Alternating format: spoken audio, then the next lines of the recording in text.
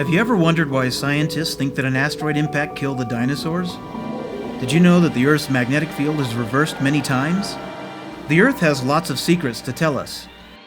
Let's visit a unique science research ship that's working to find the answers to these questions.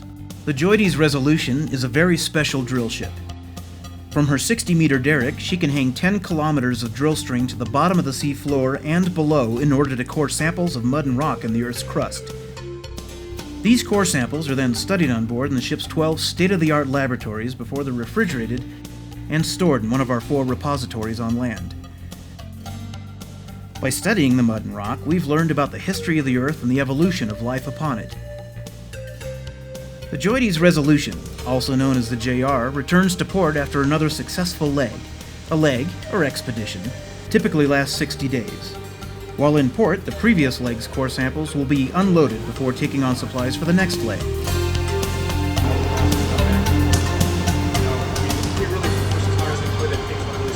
Technicians and scientists meet to discuss details of the last leg and prepare for the next. So what we do is we'll take a sample of the gas. Tours are given to teach people about the important scientific work the ship does. Let's join the crew of the Joides Resolution as the ship travels through the Panama Canal. The canal, completed in 1914, is approximately 80 kilometers long and typically takes 10 to 14 hours to transit. Navigating the narrow passages of the canal calls for great skill, so each ship is piloted through these waters by a highly trained professional, a Panama Canal pilot. The Panama Canal is sort of like an obstacle course, and like most ports, you use a pilot because he knows all the little quirks about it, the wind, the currents, and how the lock system works here. We control the locomotives when we're in the locks. We have to schedule all the ships with locomotives at the locks, and you won't get a set of locomotives till the ship ahead of you finishes with them. There's a section 7 miles through the cut, which is kind of narrow, and it's a little dangerous, so it's kind of interesting. You don't get too bored.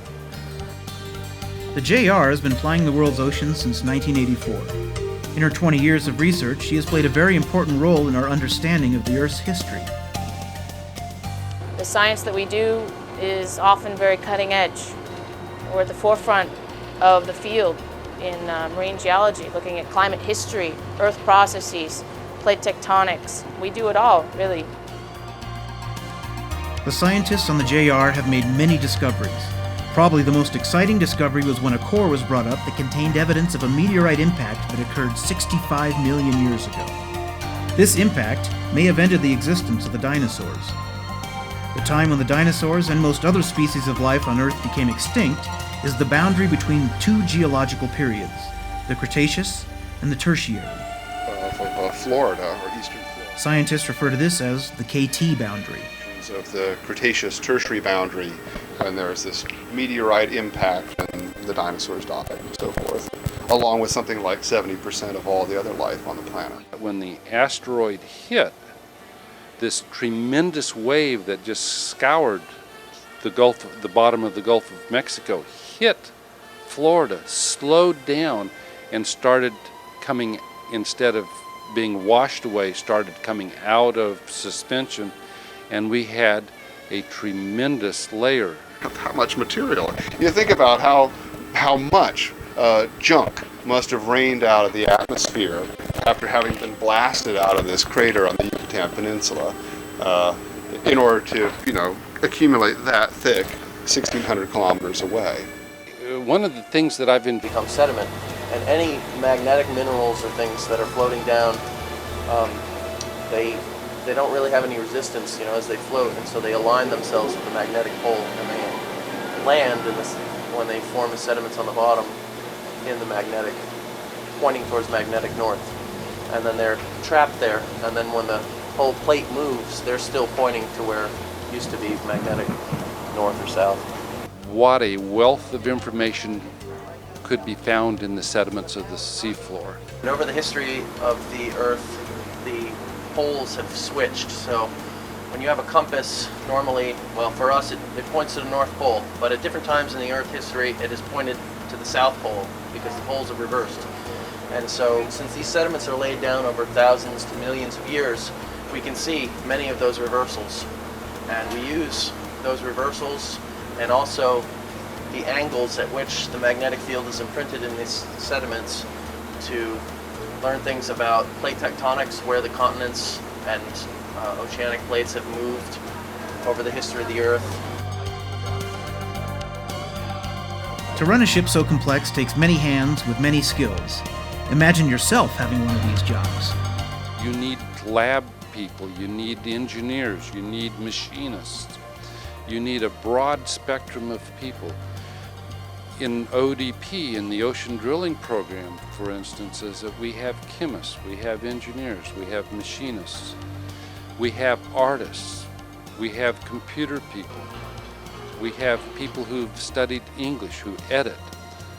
All of these things are necessary. Everyone has a job to do to support the scientific mission. Let's meet some of the crew. My name's Bubba Attride. I'm a coring technician for Transocean and the Joides Resolution. Anything that goes below the ship, as far as drilling equipment, the core technicians are in charge of to make sure it's ready to go and do all the maintenance on the equipment. We look after the shipboard database, all the computer stations, the servers, database servers, file sharing server, print server, email. We look after communications between the ship and the shore. Just general, if it's hooked up to the computer, it's our responsibility. I'm a general field engineer with Schlumberger Wireline, and I perform wireline logging services out here. My main objective is to do the logging and also do pipe recovery. So I have a lot of other tasks that I do on a daily basis. So what? And a lot of those are like calibrating tools. I have a lot of tools, and my tools do they make physical measurements, geological measurements downhole, so that we can take data and the scientists can correlate the data with the core. So I have to make sure that the tools are all calibrated and that they will provide the correct response. I'm a technician, specifically working in the underway lab. I also have duties in the core lab with all of the technicians. I'm the assistant lab officer with Ocean Drilling Program, and my job is in charge of port call activity, maintaining the storeroom, which where we are right now. We get to learn a lot of technique outside our own lab because we have to be able to build a crate, so you learn woodworking. You have to learn welding sometimes. We learn everything. We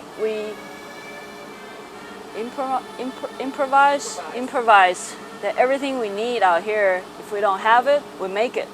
I'm the chief engineer. You get to work on all kinds of equipment. You can be working on electrical equipment one day. You could be doing plumbing, basic things, making water, working on engines. I'm a paleontologist, so I work on the planktonic foraminifera, which I've done mostly to look at evolutionary process through Earth history, and also to relate that to changes in climate. My primary interest in coming out here is looking at ancient climate and its relationship to evolution. So I'm one of the lab officers here on the Joides Resolution. My job is to supervise the technical staff and make sure the labs keep running. I work aboard the ship as an ET, electronics technician. A lot of what we do here is not necessarily black and white by any means. We get instrumentation out of here that may or may not have ever worked correctly. We also get European instrumentation, which has different power requirements than ours, so we have to build custom components. Often it's interesting, and some colorful sparking happens now and again, but not too often. My name is Franco, and I'm the camp boss. I prepare meals for 114 people, 114 breakfasts. It will be 228, 444 meals a day, besides the coffee breaks. It means a lot of food. We spend milk 1,200 liters of skim milk, about 900 liters of regular milk, whole milk. Just to give you an idea the amount of product we need to store it over here. While at sea, there is much work to be done. The hours are long, but the work is rewarding. The main thing you do is you work and you work hard. You've You work 12 hours a day, so you're 12 hours on, 12 hours off, 7 days a week. So that's an 84-hour work week. You do what you have to do out here. That's right. You're working with people who speak different languages, have different cultures, that you need to be able to work with them for 12 hours a day, 7 days a week for 2 months, and that can be very challenging just to get along and work together. Everyone pulls together to make the work easier. Picture yourself as part of the team. You have personnel who wash your clothes for you, make your bed, and cook all your food for you. So that's not a bad deal. Yeah, that's a good deal. Yep, 4 meals a day. But it's not all work and no play. On board, there are many diversions. You can't just go to a movie house to see a movie, but we do have a lot of movies on board you can watch. You can't run off to, say, to the gym to go work out, but we do have a gym on board ship here. So even though this is a fairly compact place, there's a lot of facilities here. Many perks come with a job on board the JR. One of the best is the opportunity to travel. Things I most like about it are going to sea. I love the ocean, and I love marine geology. And I know that I'm contributing to the field that I really enjoy. I have to say that the best part of it is the travel. We get to travel to some very exotic places, very interesting places, a lot of vacation time in which we can do whatever we want. The travel's very fun, it's interesting. I get to go to a lot of different places that there's probably no way I would be able to go to if I was on my own. World traveling was great because the places that I never thought about going, like Iceland or Antarctica.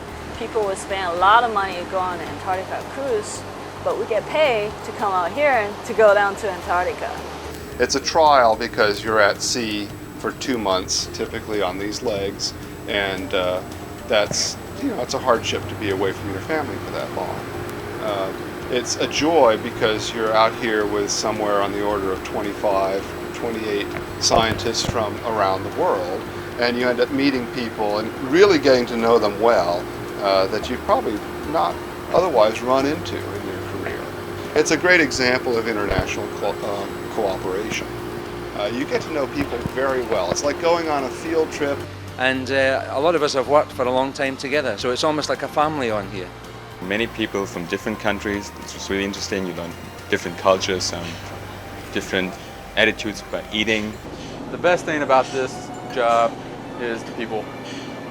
I mean, the people out here are so nice. They're all very professional, and I really enjoy working with that type of person.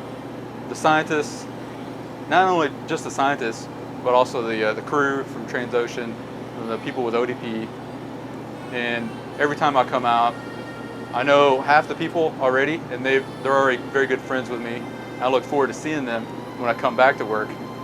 The project is a positive thing for me because it's just not working in the oil business and just trying to provide a resource on some rig in the Gulf of Mexico. I would not necessarily look forward to going back to work, but here I do. And, as with any adventure, friendships are made and stories are told. We ran into a perfect storm, something that you might call a perfect storm, where 2 old hurricanes came together offshore Greenland.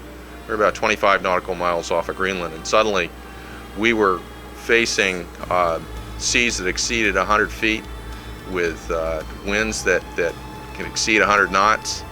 And all this about 25 nautical miles off of Greenland, where we're surrounded by icebergs that were, we measured some of them, they're as much as 500 feet above the waterline. They're big icebergs. So at the height of the storm, we were going forward 100% propulsion and going backwards at up to 4 knots and being blown into Greenland. It was very, very exciting. And there were a lot of brave individuals on board who went to work when we had an emergency develop with a bridge window getting blown out and the bridge getting flooded with about 3 feet of water, where we very nearly lost some critical equipment. But if we had, the ship probably would have sank. So that was the most exciting thing. It probably took about 10 years off my life, but